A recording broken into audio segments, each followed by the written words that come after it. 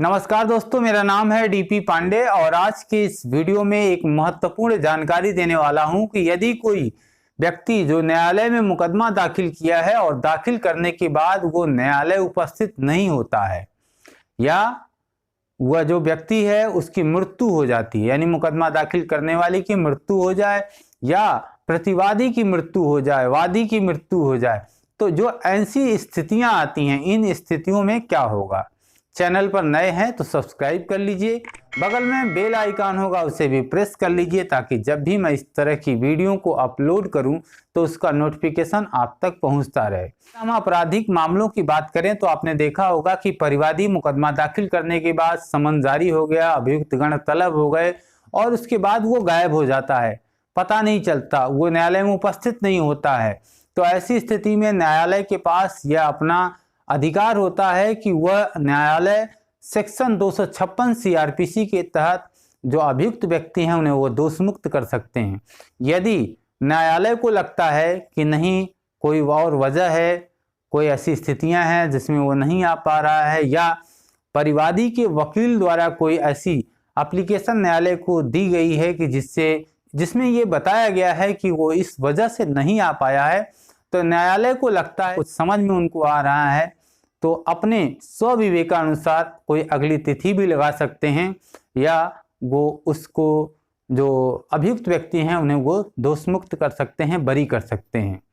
और न्यायालय को ये लगता है कि कार्रवाई चलनी चाहिए, लेकिन उसमें उस परिवादी का रहना बहुत ज़रूरी नहीं है किसी सुनवाई में, तो कार्रवाई आगे भी चल सकती है।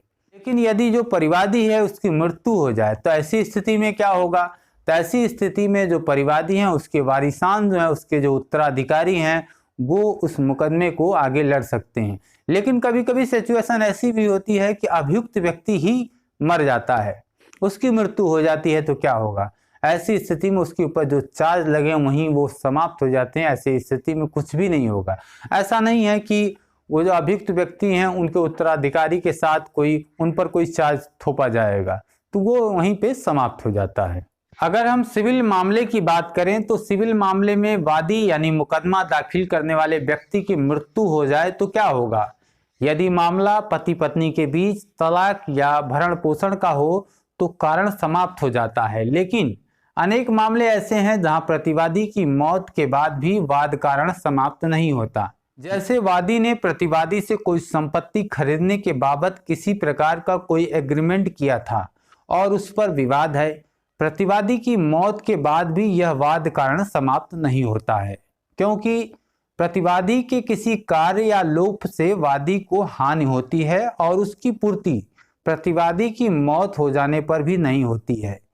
इसके संबंध में सिविल प्रक्रिया संहिता 1908 के ऑर्डर 22 में विस्तृत प्रावधान किए गए हैं, जहां पर किसी प्रतिवादी की मौत हो जाने पर किसी भी मामले में सर्वप्रथम वाद कारण को देखा जाता है।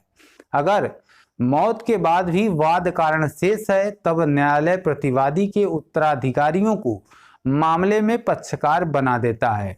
यदि कोई संपत्ति का कब्जा लेना है या फिर कोई रुपए पैसों की रिकवरी है तब प्रतिवादी की संपत्तियों की नीलामी कर या वसूली से की जा सकती है।